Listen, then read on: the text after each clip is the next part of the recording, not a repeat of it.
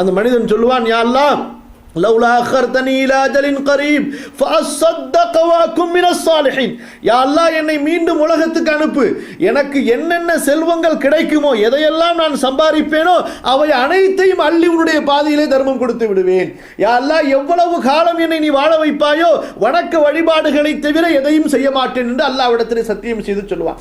அல்லாஹ் ரப்புல் ஆலமீன் அப்படியா செய்ய சொன்னா? நமக்கு சம்பாதிக்கிறாயா, சொத்துக்களை சேகரிக்கிறாயா, அதிலிருந்து 2.5% 2.5% ஜகாத்தாக கொடுத்து விடு.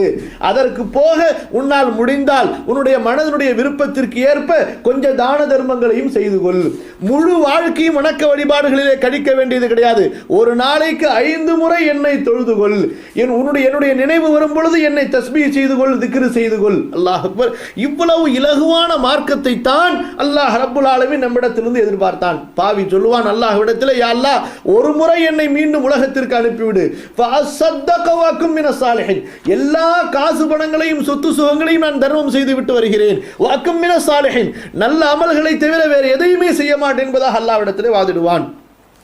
அல்லாஹ் ரப்புல் ஆலமீன் சொல்வான், இல்லை, இதை விட லேசான ஒன்றைத்தான் நான் எதிர்பார்த்தேன், ஆனால் நீ செய்யவில்லை, முடிந்தது.